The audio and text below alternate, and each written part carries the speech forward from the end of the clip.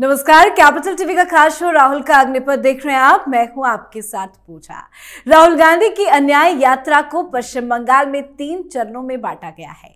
यात्रा आज बंगाल में ही है, देर रात झारखंड में एंट्री लेगी, पर बंगाल में यात्रा बुरी तरह से फंसी है। आज बीरभूम जिले में राहुल गांधी की रैली होनी थी, पर ममता की पुलिस ने रैली करने की परमिशन तक नहीं दी। और तो और कड़ी चेतावनी भी दी गई कि अगर रैली आयोजित की गई तो कड़ी से कड़ी कार्रवाई की जाएगी।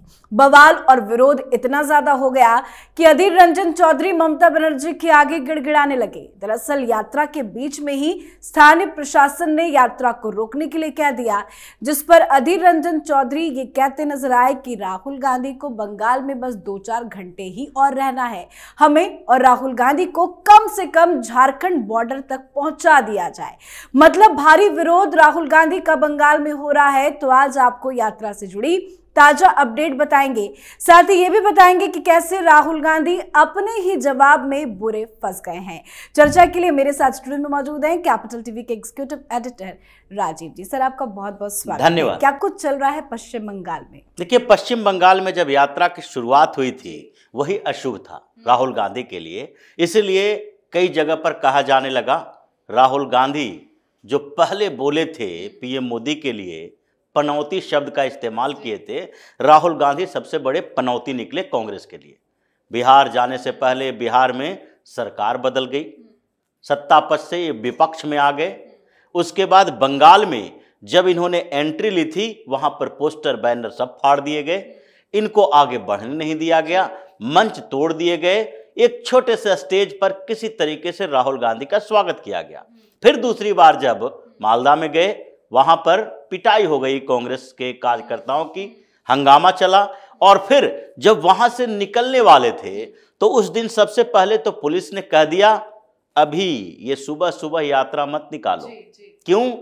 क्योंकि एग्जामिनेशन है, तो एग्जामिनेशन के दौरान आप हो हल्ला हंगामा नहीं कर सकते। इसलिए अपना टेंट तोड़ो और यहीं पर तब तक बैठे रहो जब तक कि बच्चे एग्जामिनेशन सेंटर से बाहर ना निकल जाए। फिर कांग्रेस वालों ने रिक्वेस्ट किया कि हम तो देर हो जाएंगे, डिले हो जाएगा, क्योंकि अगर अभी हमें पश्चिम बंगाल से निकलकर झारखंड जाना है तो यात्रा अगर देर से शुरू करेंगे तो फिर बंगाल छोड़ना मुश्किल हो जाएगा। इसके लिए पहले तो रैली का परमिशन नहीं दिया गया था, जैसा आपने बताया कि अधीर रंजन चौधरी ने क्या क्या किया। लेकिन इस बीच और एक घटना घटी। जब इन लोगों ने परमिशन के लिए अपील की, रिक्वेस्ट किया कि हमें किसी तरीके से यात्रा शुरू करने दो, तो फिर क्या किया गया, राहुल गांधी से माइक ले ली गई, माइक जब्त कर ली गई कि अब तुम माइक से बोलते हुए नहीं चलोगे, कि जहां ऐसे भीड़ दिखे माइक उठाए और अपनी वही घिसे पिटे रिकॉर्डर बजाना शुरू कर दिए। जितने साउंड बॉक्स लगे थे, साउंड सिस्टम लगा था, रैली के कारवां में जो काफिला चल रहा है, अलग अलग गाड़ियों पर, बस पर जो लगे हुए हैं साउंड सिस्टम, वो सब हटा दिए गए कि यहां पर से गुजरते हुए पिन ड्रॉप साइलेंस होना चाहिए। बिल्कुल जैसे आर्मी वाले मार्च करते हैं शांति से, वैसे ही धीरे धीरे सरकते हुए निकल जाओ पश्चिम बंगाल से। इसीलिए राहुल गांधी की यात्रा जो अंतिम दिन रही, इस दूसरे चरण की, बंगाल के दूसरे चरण की जो अंतिम दिन यात्रा है, वो ऐसे शांति से वहां से निकलने की कोशिश करते रहे कि अगर बंगाल में आज के दिन कुछ हो हल्ला किया तो फिर असम से भी बुरा हाल ममता बनर्जी करेगी। झारखंड बॉर्डर तक सही सलामत पहुंच पाएंगे या नहीं? देखिए, सही सलामत तो राहुल गांधी अभी भी नहीं है, क्योंकि सही सलामत शरीर से सिर्फ नहीं होता है। सही सलामत बने रहने के लिए आपको मानसिक तौर पर मजबूत होना पड़ता है। और राहुल गांधी की मानसिक जो मेंटल स्टेबिलिटी है, उस पर तो कई सवाल उठते रहे हैं। राहुल गांधी को न अपनी सरकार, जो पिछली सरकारें रही है, उसकी जानकारी है, न वर्तमान में चल रहा है उसके बारे में जानते हैं, और न ही अपने पॉलिटिकल फ्यूचर के बारे में राहुल गांधी को थोड़ा भी अनुमान है। इसलिए जहां भी बातचीत शुरू होती है, राहुल गांधी उन्हीं सवालों के घेरे में आ जाते हैं। क्योंकि पश्चिम बंगाल में जिस तरीके से इन्होंने 3 बार यात्रा, अभी तक 3 जगह पर दुर्घटनाएं हुई है, इनको पीटा नहीं गया, यही बहुत बड़ी बात है, लेकिन कांग्रेस के कार्यकर्ताओं को खदेड़ा गया, पुलिस ने परमिशन नहीं दी। फिर भी आप क्यों चुप हो? ममता बनर्जी हर जगह पर आपको चुनौती दे रही है, फिर भी ममता बनर्जी के खिलाफ आपको बोलने की औकात नहीं है। मोहम्मद सलीम जो कम्युनिस्ट पार्टी का नेता है, वो बार बार कह रहा है ममता बनर्जी हमारे साथ नहीं है। उसके कार्यकर्ता बोल रहे हैं, ममता बनर्जी के खिलाफ नारेबाजी कर रहे हैं कम्युनिस्ट पार्टी के लोग। कांग्रेस के लोगों के मुंह पर आपने पट्टी बांध दिया है कि एक शब्द ममता बनर्जी के खिलाफ मत बोलो, हमें अभी कुछ यहां नेगोशिएशन करना है।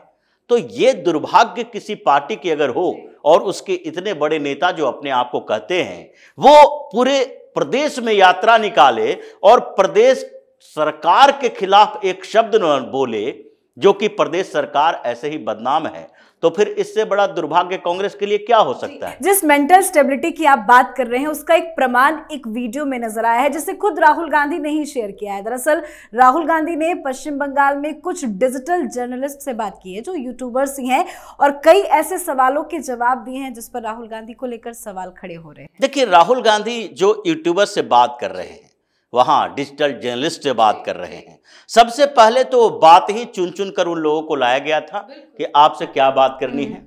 लेकिन फिर भी राहुल गांधी की अक्ल को देखिए कि जो जो सवाल उन लोगों ने उठाए, वो अभी वर्तमान के लिए राहुल गांधी ने जवाब तैयार किया था।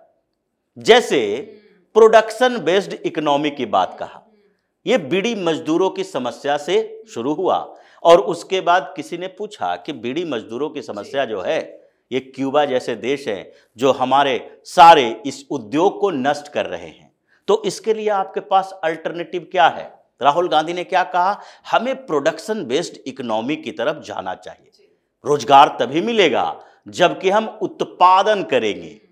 लेकिन ये प्रोडक्शन बेस्ड इकोनॉमी की अवधारणा देने वाले राहुल गांधी उस समय किस बिल में छिपे हुए थे, जब महान अर्थशास्त्री, जो सो कॉल्ड महान अर्थशास्त्री जिनको प्रधानमंत्री बनाया गया था, इन्हीं की सरकार ने बनाया था, डॉक्टर मनमोहन सिंह, एक नई तरीके के अर्थव्यवस्था बनाने की कोशिश मनमोहन सिंह ने की।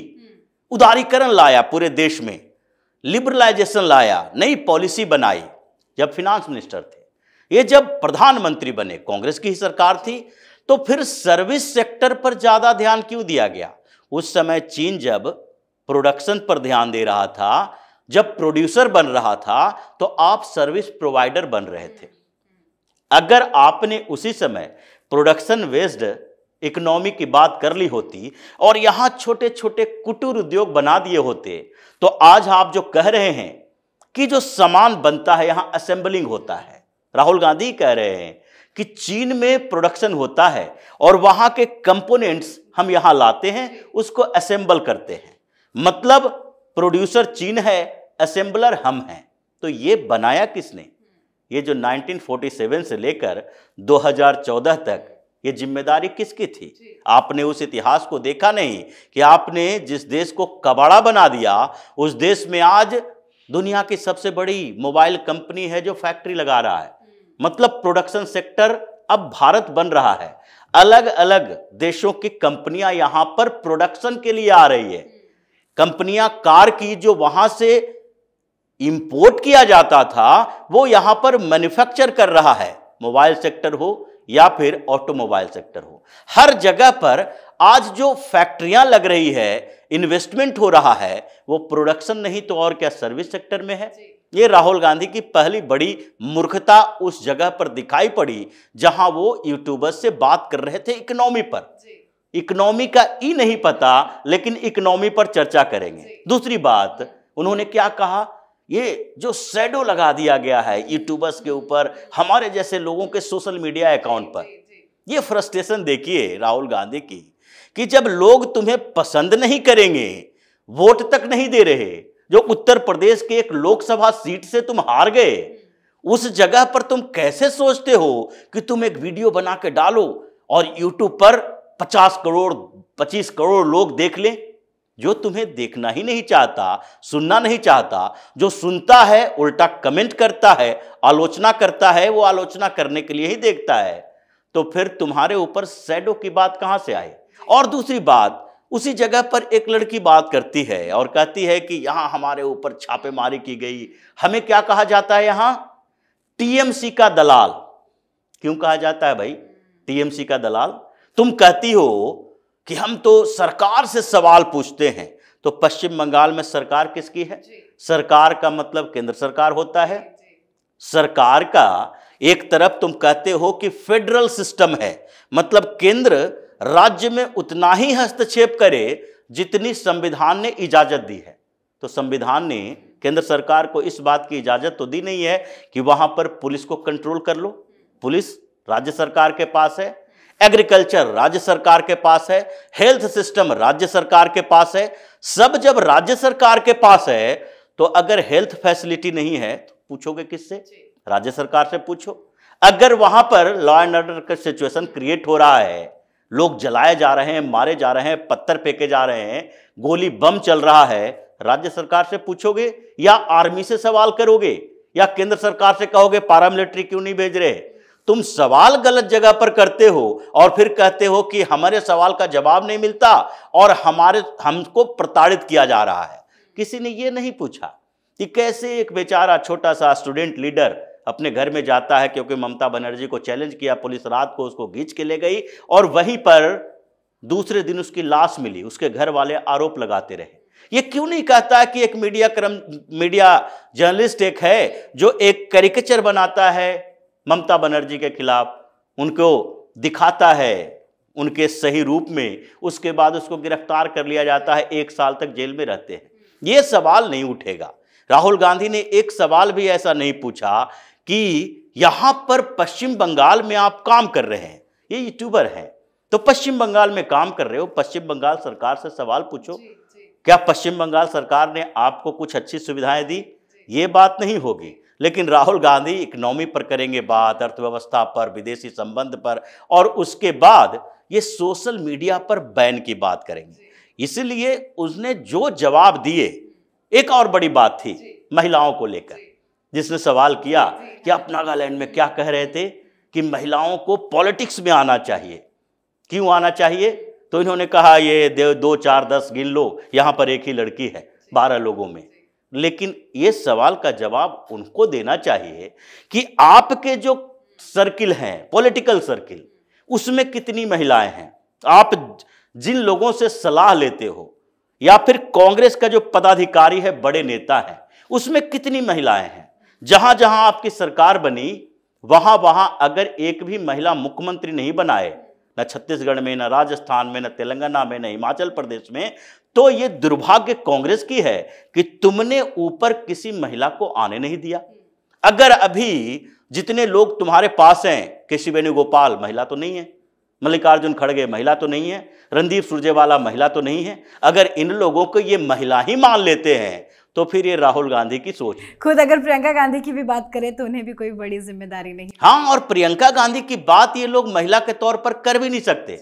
हम सोनिया गांधी को महिला का रिप्रेजेंटेटिव नहीं मानते, प्रियंका गांधी को महिला का रिप्रेजेंटेटिव नहीं मानना चाहिए। वो तो गांधी नेहरू परिवार की उपज हैं, वहां पर महिला और पुरुष की बात तो छोड़ दीजिए। ये जो कहते हैं ना, हेमंत विश्व शर्मा बार बार कहते हैं कि राहुल गांधी का कुत्ता भी है जो दूसरे लोगों के लिए वो नेता ही है, बड़ा नेता है, हम लोगों से बड़ा नेता वो है, उसको जाके पुचकारते हैं लोग कि कहीं राहुल गांधी खुश हो जाए इससे। तो ये तो परिवार की संपत्ति है। लेकिन हर मामले में जब भी राहुल गांधी मुंह खोले तो उसके बाद इसी तरह के जवाबों का सबको अनुमान होना चाहिए। मतलब एक बात तो साफ है कि ये पूरा इंटरव्यू प्री प्लान था और जवाब राहुल गांधी ने ऐसा दे दिया कि खुद ही फंस गए। बहुत बहुत धन्यवाद सर समझाने के लिए। तो राहुल गांधी ममता की राज में बुरे फंसे हैं, ना रैली की इजाजत मिल पाई, ना ही राहुल गांधी अपने मन मुताबिक कुछ कर पाए, और तो और राहुल गांधी की यात्रा को चेतावनी तक भी दे दी गई है। अब बंगाल के बाद राहुल गांधी झारखंड में एंट्री लेंगे, जहां घमासान काफी ज्यादा है। हेमंत सोरेन जेल पहुंच गए हैं, चंपई सोरेन नए मुख्यमंत्री बन गए हैं। देखना होगा अब आगे राहुल गांधी किन किन परेशानियों का सामना करते हैं। आप अपनी राय कमेंट कर लिखिए। देखते रहिए कैपिटल टीवी। नमस्कार।